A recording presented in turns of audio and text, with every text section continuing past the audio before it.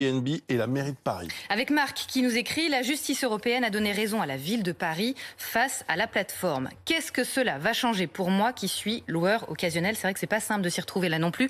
Avec nous Lorraine Deruy, vous êtes avocate spécialiste en droit immobilier et dans ces locations touristiques. Alors déjà, c'est la Cour de justice européenne, parce que c'était remonté jusqu'à elle, qui a donc tranché hier.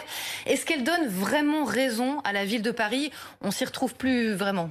Alors, ce que dit la Cour de justice hier, c'est que la réglementation française d'un point de vue national, elle est conforme à la directive, au droit européen. C'est-à-dire que le fait de louer des locations saisonnières qui correspondent à des logements à titre de résidence secondaire doivent bien respecter la procédure de changement d'usage, point. Donc, est-ce que concrètement, tout le monde peut louer ou pas son appartement? Par contre, la Cour de justice, elle invite les juridictions nationales à s'intéresser de plus près au mécanisme de compensation qui est instauré dans certaines villes, dont Paris. Et là, pour le coup, elle invite la Cour de cassation à répondre à certaines questions qui sont aujourd'hui restées en suspens, à savoir si ce mécanisme de compensation, est-ce qu'il est bien nécessaire, est-ce qu'il est bien proportionné, est-ce qu'il est réalisable en pratique pour les loueurs qui veulent faire du Airbnb, de la location touristique. Et là, pour le coup, je pense que la ville de Paris va devoir apporter une étude fine et précise quand elle va vouloir assigner des potentiels fraudeurs, en disant qu'il y a bien une pénurie de logements dans le quartier concerné et que cette pénurie de logements est bien due par un afflux de touristes. Si la preuve n'est pas rapportée, ça veut dire que le mécanisme de compensation n'est pas forcément la formule adaptée et potentiellement pourrait peut-être être amené à une refonte des mécanismes de compensation, en tout cas à le remoduler.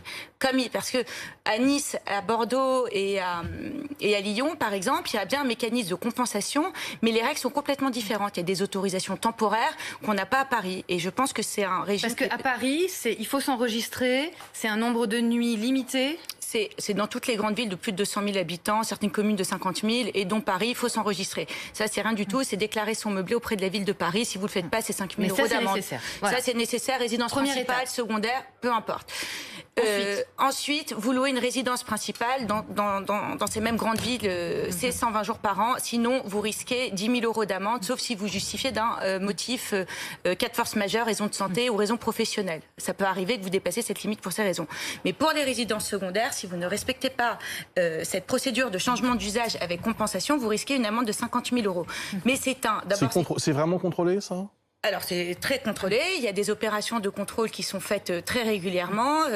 J'accompagne grand nombre de propriétaires dans ces opérations de contrôle et il est très important de collaborer parce que lorsque ça va être jugé, le juge est très sensible à la coopération du contrevenant. Ça peut être un argument pour minimiser l'amende. Et aussi, également, on ne va pas juger de la même manière un multipropriétaire qui a plein de biens ou un investisseur immobilier qui a la connaissance juridique d'un propriétaire lambda qui a un ou deux maximum biens, sans compter que les lois sont très difficiles. Justement, c'était la question de Corinne qui se demandait ce qu'on risquait à louer à la sauvage sans respecter les règles et qui se demande s'il existe vraiment des brigades d'agents qui mènent des contrôles.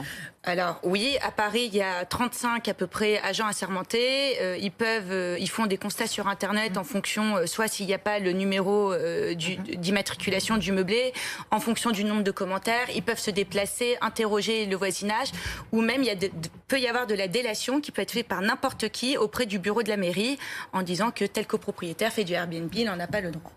On voit la manne que ça représente pour les villes, à la fois en taxes de séjour, à la fois aussi en amende. On parle là de plusieurs millions d'euros. 2 millions en 2018. Depuis novembre 2018, toutes les procédures qui ont été initiées par la ville de Paris ont été gelées jusqu'à l'arrêt de la Cour de justice qui a été rendu hier. Et donc je pense qu'on va attendre l'arrêt de la Cour de cassation, même si Yann Brossat, dans ses déclarations, a dit qu'il allait les reprendre immédiatement. Yann Brossat, c'est l'adjoint à la maire de Paris. Oui, pardon. Oui. Et donc, il a dit qu'il allait réengager toutes ces procédures qui aujourd'hui sont gelées. Mais je pense que pour une meilleure administration de la justice, il conviendra d'attendre l'arrêt de la Cour de cassation. Et sinon, nous, en tant qu'avocats, on se fera entendre auprès de la justice. Vous avez tout suivi? Oui, absolument. Très intéressant, en effet. Et c'est un des combats de Yann Brossard qu'on citait à l'instant. Parce qu'il y a cette pénurie aussi de logements à Paris et il voudrait qu'il soit remis en circulation, évidemment, en location classique et pas en location touristique. Merci beaucoup, Lorraine, d'avoir été avec nous.